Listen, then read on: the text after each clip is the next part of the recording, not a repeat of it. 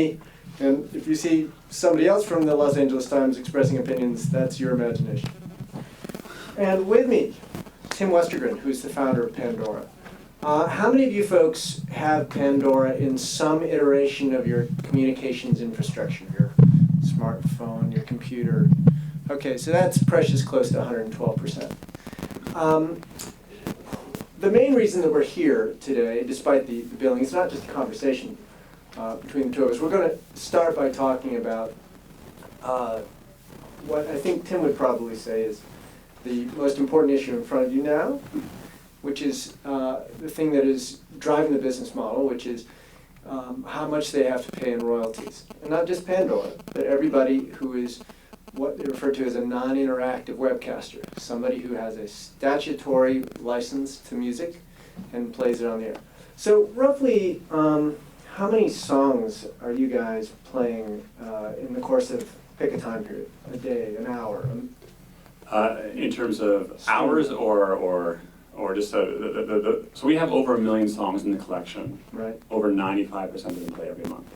And so the total volume that you're playing, just to give people an idea of the amount of the royalty hit on you guys, roughly, we're talking millions of songs, clearly. Yeah, well, we stream more hours of music than YouTube streams hours of video right now, or we're kind of neck and neck. So it's an enormous volume, and it amounts to tens and this year hundreds of millions of dollars in royalties.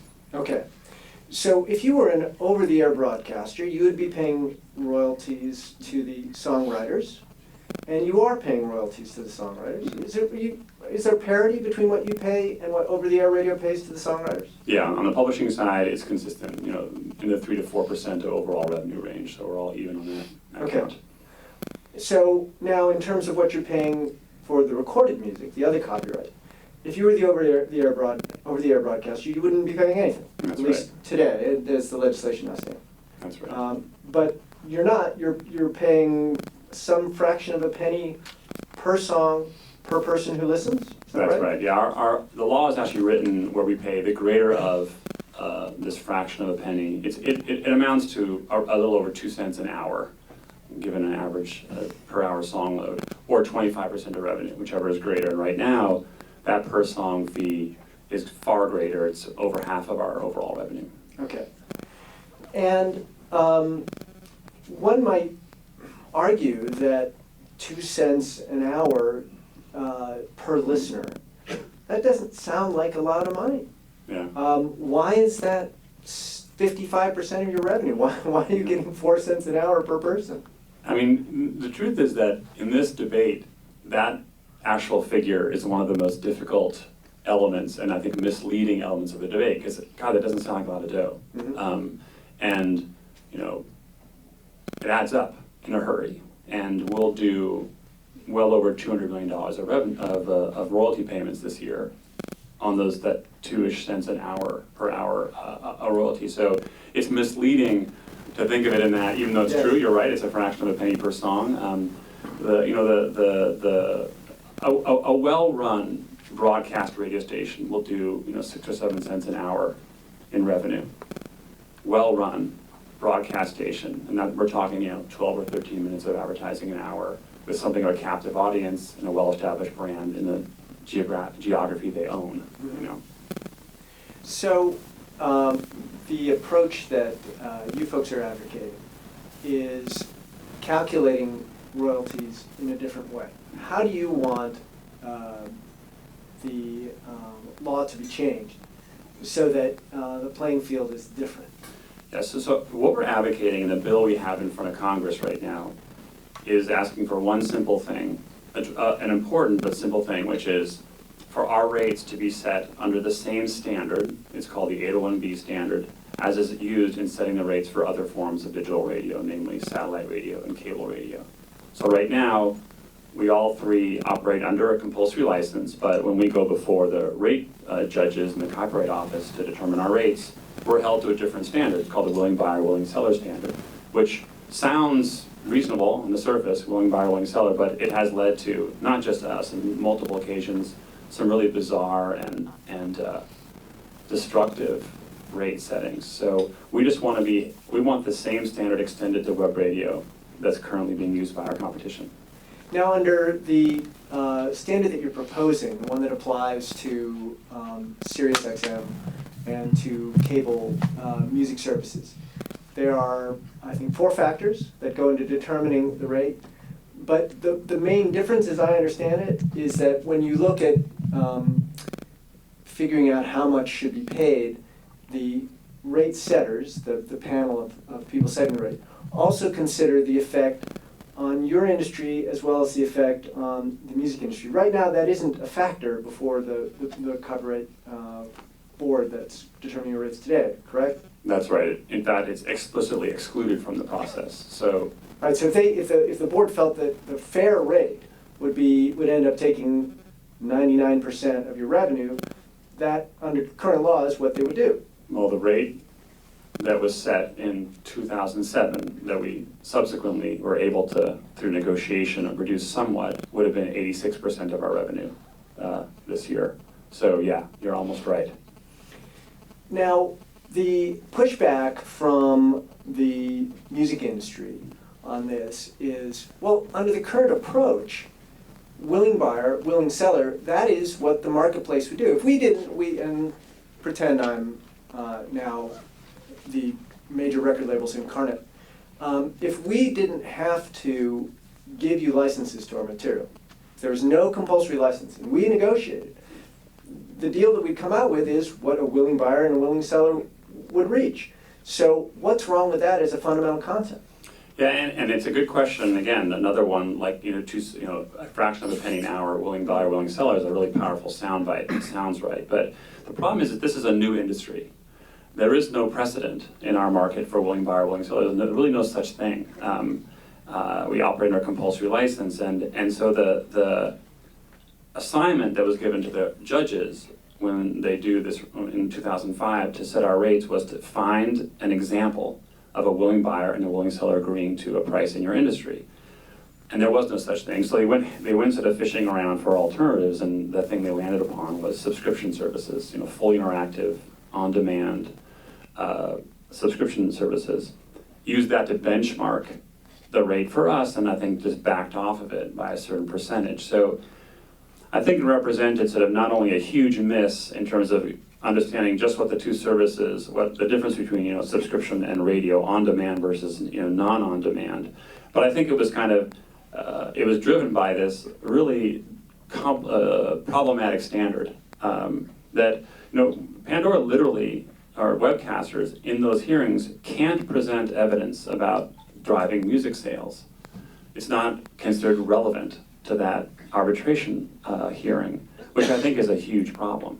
There's a study just came out from NPD, a very well-established study that says this last year, while overall sales for the average consumer, consumption of music dropped, purchasing, Pandora listeners are 29%, it's gone up 29% year on year this last quarter. So that ought to be part of the conversation, and that comes back to the purpose of the 29% increases in their amount of purchases? Correct, if they're using Pandora. Okay. I keep getting back, though, to the question, what is music worth? If I'm somebody who's an artist, and I'm looking at the fractional amounts of money that end up on my plate because of the streaming that webcasters do, and I look at their business, which is essentially building a business around my product, why shouldn't artists be able to essentially force you guys to pay more, even if it means changing the business model? Great question, and I actually think that this whole debate ought to be about how do you build the largest and healthiest revenue stream in the long run. And I really believe that the right way to do that is to provide some relief for the webcast rate for internet radio, because the total revenue that comes out of this business is a function of two things. It's the per song fee multiplied by the number of songs that we play. Those are two fundamental variables that drive the number at the end. Right now, this thing's way up here, and the number of songs is commensurately depressed. Yahoo, AOL, and MSN, the three largest webcasters when we launched, are essentially gone. They exited the business, wound up selling it or outsourcing it, and just de-emphasized it because of these rates. So yeah, you've got a higher rate, but what's that done? It's compressed the industry. And I think that one of the great bright spots for the recording industry is this transition that's happening into internet radio, where there's stakeholders. For the first time, in what I think is going to be the next generation of radio, if it's allowed to grow, artists could be participants in that as a share of the revenue, and a significant one. And if you're an investor in a space like that, you think, okay, not only what's the right per song fee, but how do I get this to grow? How do I accelerate that transition? And right now, that's not happening. Although the argument in response to that, and I remember this very clearly from this is probably the first round, we've been now through 3 or 4 convulsions in webcasting because there would be a law that would create a process, the process would yield a result that was insane, Congress would be besieged typically by the religious broadcasters who are the ones who have clout, and end up with a change first for small webcasters and then for every webcaster. One of the arguments that the record labels made in the early days, and there is something to be said for this, which is, well, if the royalties are so high that fewer players can afford to participate, that means that you're culling the weak ones and keeping the strong ones, and that is good for the people who get paid royalties because it means that the folk who are actually out there generating revenue are the ones who are attracting the audience because they're the only ones going to be left out there. So why doesn't that help my stable of artists, if I'm the label, if folk that aren't making money, that are streaming a lot of music, are driven out of the business? I totally agree with that. I think the strong are the ones that should survive. You shouldn't allow businesses to freeload on content. I'm a musician myself. I believe that to my core. I think the pendulum has gone too far. That's all we're really saying is that if you brought it back a little bit, the net effect would be positive. Maybe some companies that weren't quite as strong would actually be able to survive and grow. But I think the net of that is you're going to drive that number of songs spin up so much higher that it'll rapidly swamp any sort of near-term loss you might have from reducing the rate. And again, we're arguing for a different standard. We don't know what the rate will be. Mm-hmm. That's not part of this legislation. It's just saying, give us the same factors. Allow us to argue our case using the same factors as the competition, and let the chips fall where they may. Do you think that over-the-air broadcasters should be part of that equation too? It's a if we could take politics out of the equation. Yeah, I mean... and then we'll put them back in and we can have 2 different answers. Oh boy. Look, it's a different issue from ours. It's unfair, but it's the challenge we faced in Washington is that there's always, while that war has waged on for decades, literally, internet radio has been sort of stuff behind it. Oh, we can't fix your problem because we've got this problem over here. That's really untenable now. At some point you got to say, well, enough is enough. Like this industry can't wait anymore while these elephants battle it out. Let's fix this problem which needs to be fixed. All we have to do on the broadcaster problem is just make sure that every smartphone has an FM receiver in it. But don't you all want an FM receiver in your phone? So here's the absurdity of the situation, If you have a smartphone, you can listen to radio, but depending on the way the sound is getting to you through the phone has dramatically different implications for the royalty rate. It's an anachronism now, You can get into a car and listen to 3 different kinds of radio, and the artist is getting radically different compensation depending on just the methodology is getting to your woofers, It's just law lags technology. Another point that I'd like to hear your response to, again from the major labels, they are essentially arguing that Pandora in particular isn't trying hard enough to sell ads.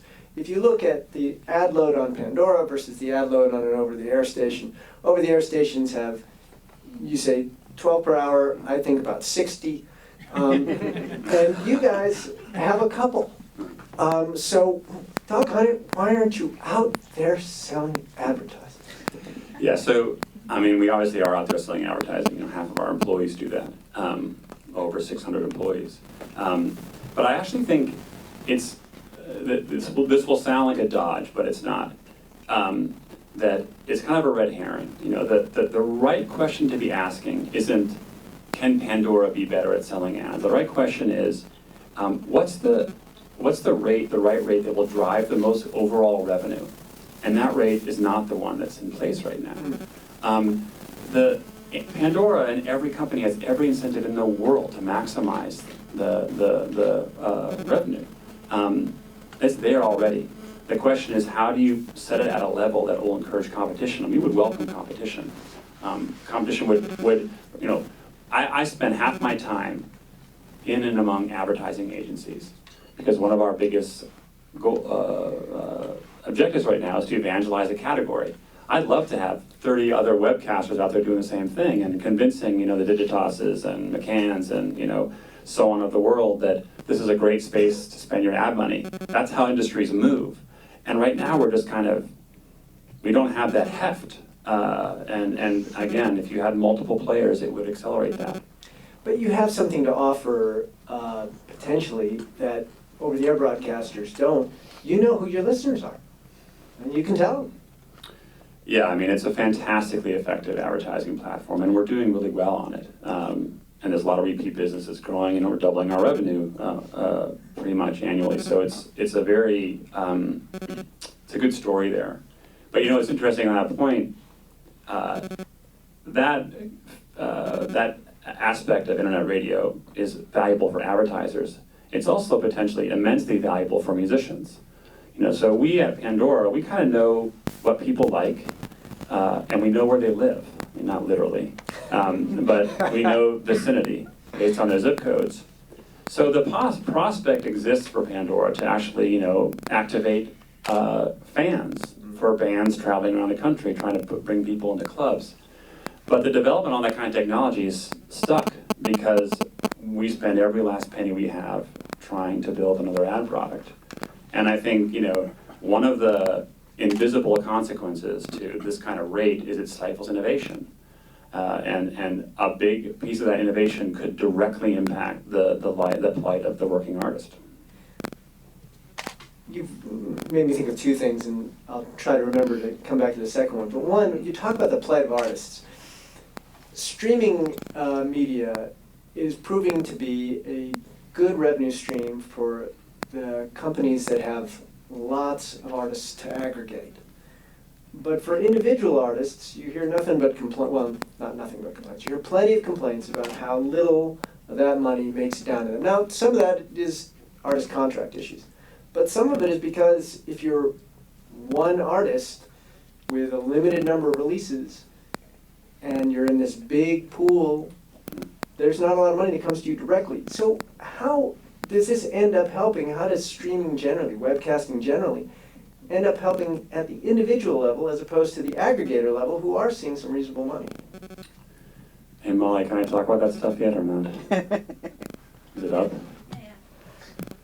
We were hoping to have published some stuff this morning before our talk, and we're kind of working on it right now with some actual figures around this. There are a couple artists making over $2 million themselves from Pandora. There are many artists making well over $100,000 individually from Pandora. But these probably are artists who have brand names and who don't really need the money. Some of them, but you'd be surprised at how many artists on Pandora are making more than the average household income in the U.S. just from Pandora. Okay. And we're going to put out some average data. household income this year or 4 years ago? Currently, 50 grand. We're going to put out some data on this because you're right that there's a huge, I think, perception right now that the average artist makes $15 a year from a streaming service, and that's just far, far from the truth at Pandora. And is that simply a function of scale? How much you're doing? Yeah, scale. And we're, you know, a little over 6% of radio. Imagine, you know, we'll put out some numbers and just do some math in your head and imagine if internet radio goes from a little over 6%, or these numbers went from 6.5% to, 30, 40, 50%.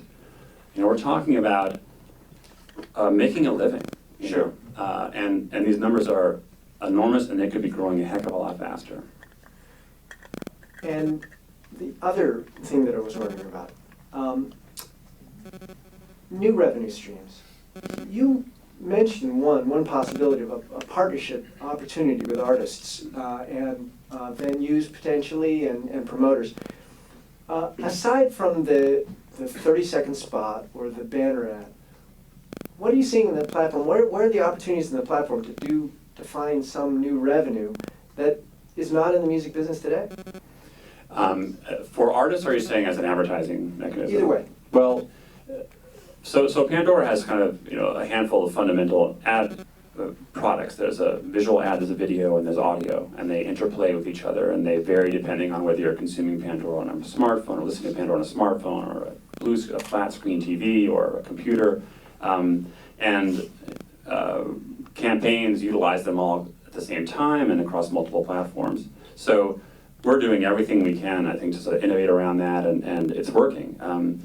I do think that the potential, the immense potential for artists is the idea of your indie band, typical indie band, you're going to Telluride for the first time. I did this once, so I remember it. And you get to town, you've never been there before, you're not large enough to get spun on the local radio station, so no one knows about you. What do? Well, we literally put signs up on telephone poles, and we went to clubs and we handed out little postcards and stuff. Well, on Pandora, I know you have 3,000 people within a 5-mile radius of Telluride that have thumbed up your music. What about letting them know you're coming? That's the infrastructure that's always been missing from this business. And it's a business that has, as a consequence, relied 100% on broadcast radio. Mm-hmm. And broadcast radio can play one song at a time, so it's a very, very narrow pipe. Well, what if you could do something similar, but do it for literally tens of thousands of artists and do it for every day, across the country? That, to me, is the vision of where this could be if internet radio had the kind of share it's capable of having. Does that mean that you or somebody in the webcasting market is going to come up with the mechanisms that not only can you thumb up a song, but you can buy tickets to the closest concert? All the whole e-commerce surroundings, all that gets integrated into the radio player? So that's not a big step if you think about it. No. So is that a vision for Pandora? You bet. And again, I think the potential, and we've done this actually. I say potential. We've done some experiments. We did a show a long time ago with Amy Mann, invited people that had thumbed up her music to the Largo club in LA. Folk who lived nearby, filled the place on a Tuesday night. She didn't do anything, her manager did nothing, the club owner did nothing. And out of the blue, out of nowhere, comes this huge crowd of people who liked Amy Mann. And we could do that for a band that, a singer-songwriter who sounds like Amy Mann, and email Amy Mann fans and say, you like her, you probably like this singer-songwriter is coming to this club in your neighborhood. So again, I lived out of a van for a long time. I was in a band for years and years, and we drove 1,500 miles and played for 6 people. That's why bands burn out, because you don't have any. There's no tailwind. You're just like manually building your audience, and there's only so many Dave Matthews bands on the planet, that have the tenacity to survive, and technology could be harnessed to do that. Instead, right now, technology is literally being suffocated. Let's talk a little bit more about who is actually in the webcasting market today. You mentioned some big players that have gotten out or de-emphasized, but there seem to be new folks entering all the time. I just wrote about Fuzz. Yeah. If the financial environment is so hostile, why are people still getting in? I think people want to make it work somehow. They're aspirational, and people are still investing in the music space. There remain very, very few happy stories in the music space. But I think it's an exciting industry, and I think investors and entrepreneurs see opportunity because there's a demand for it. Sure. Surely we can make this work. I got a huge audience here. I've got lots of great music and technology. There's got to be a way to make it work. Surely I can build a business on here. So there's this endless appetite to try and try again, which is great. But again, I just imagined what would happen if there actually was a royalty structure put in place that could support it, longevity. What do you think of Spotify getting into this arena? It's their free mobile product. Mm-hmm. Well, I mean, they've got a great service, and they're facing their own economic woes. Radio is, if they launched radio, they'd be another participant in the process. But I think anybody who plays currently in radio space has to reckon with the same thing you reckon with, and it's tough. And one of the great challenges is to become an effective seller of advertising, you have to be large. That's sort of the nature of the beast. And the getting to large phase is really expensive because while you're growing, every additional hour of listenership that you accrue comes with a royalty payment. But you're not very good at advertising during that period of time, so you blow through a lot of money. And Pandora spent a lot of money getting to where we are now. Good times. I know we borrowed a lot of money, didn't we, Larry? It's hard to get over the hump. So, considering that growth period, local radio does, at least in the old days, does almost a purely local transactional advertising business. They go to the local car salesman, the local TV shop. They say, advertise your sales with me. You're not a local brand, but you're radio. So what's your approach? Are you purely playing to the brand advertisers? Is there a transactional advertisement opportunity for webcasters like you? A great question, and the answer is yes, and that's the fastest growing part of our business, local advertising. Sort of like Groupon, in the sense that... I mean, it's not quite that, it's... What I mean by Groupon is people think of Groupon as the internet, but Groupon is local advertising. That's why their costs are so high. They've got a ginormous sales staff because it's got to be local, right? They've got, last time I checked, about 10 times as many people selling ads as you guys do, maybe 20. Yes, and so, we think of ourselves now as not just a big national radio station. We literally think of ourselves as a lot of small or large local radio stations because we're the largest radio station in 18 of the top 25 markets in the US now. So we are hiring local ad salespeople, literally many of them out of broadcast, to work and sell, K-Pan in any given vicinity. And we're selling ads to, local community colleges and to fast food restaurants and to car dealerships. That's a growing sector for us. So we're attacking all of those things. But you also have the brand advertising play. Oh, you bet, yeah. That's been our bread and butter for a while. And because you're online, you can target your advertising, presumably you can deliver coupons directly to people. That must give you opportunities that the over-the-air guys only dream about. Yeah, well, I think that's what makes web radio sort of a more potent platform because you connect it. So you can target it, we have age, gender, and zip code, as well as a style of music. So if you're an advertiser, you could say, I want to advertise to people listening to punk rock or country or whatnot. And there's an action you can take. So you can have an audio ad that says, this is so-and-so with Jerry's Mattress Store in downtown Dallas.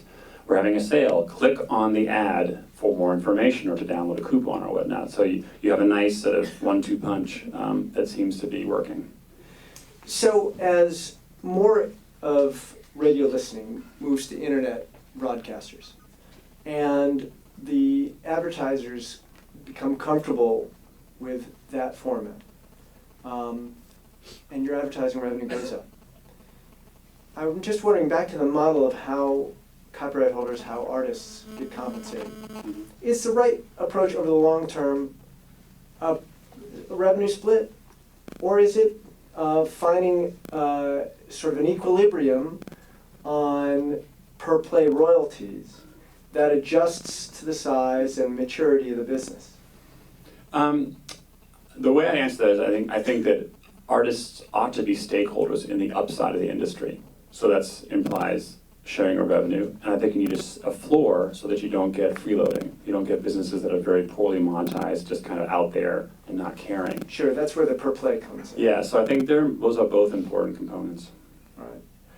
We want to make this interactive, if we can. We have a microphone over there, so you can either wander up to the microphone when you have a question, or you can shout it out and I'll be happy to repeat it.